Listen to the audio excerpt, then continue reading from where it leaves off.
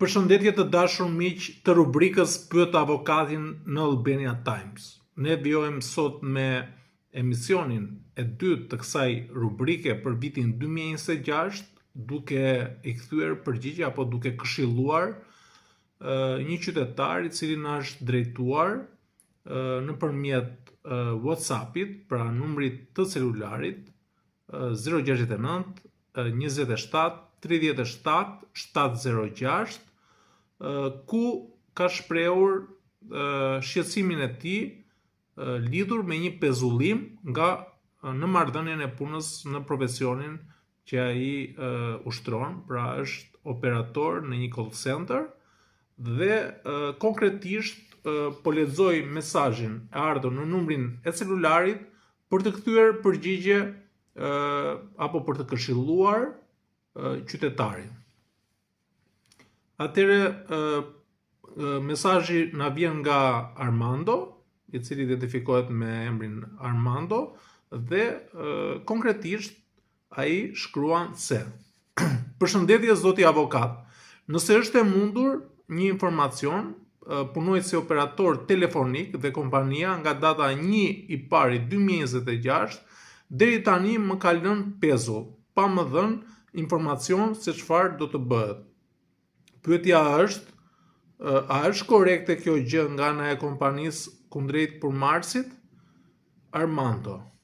Atëherë, zoti Armando, fillimisht ju falenderoj shumë që jeni drejtuar rubrikës Pyet Avokatin, dhe problemi apo shqetësimi që keni ju kanë edhe shumë qytetarë të tjerë përmarrës, të cilët nuk njoftohen në momentin që shkëputet një marrëdhënie punës apo qoftë pezullohet.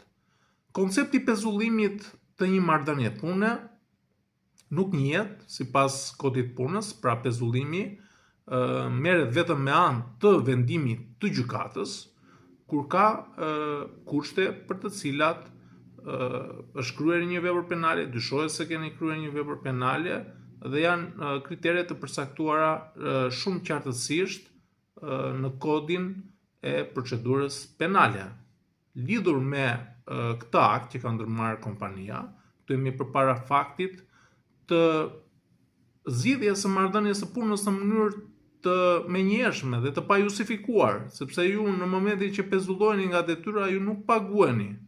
Koncepti i pezullimit, nëse ne i referohemi kodit procedurës penale, do të thotë që ju duhet ta merrni pagesën, por vetëm nuk ushtroni funksionin e punës në punën që duhet të ushtroni derisa çështja të zgjidhet, pra çështja penale, ndërsa në rastin e një pezullimi civil nuk mundet të ekzistojë një pezullim i tillë.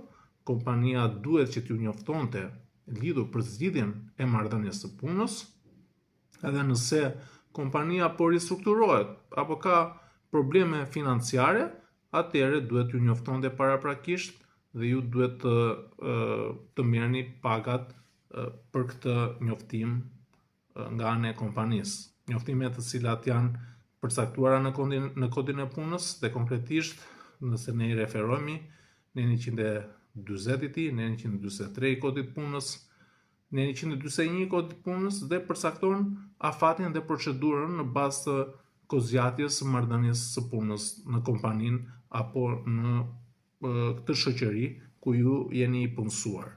Kështu që unë do t'ju sugjeroja që t'i drejtoheshit gjykatës duke kërkuar dëmshpërblim për zgjidhjen e menjëhershme dhe të pajustifikuar të marrëdhënies së punës midis teje dhe punëdhënësit shoqërisë e cila e ushtron aktivitetin në fushën e call centrave. Ju falenderoj shumë dhe nëse keni ndonjë paqartësi tjetër, jeni sërish të ftuar të më shkruani në numrin 069 27 37 706 për qytetarë shqiptar të cilët jetojnë në Shqipëri, ndërsa për ata të cilët janë jashtë apo jetojnë jashtë duhet të vendosin prefiksin +355 69 27 37 706.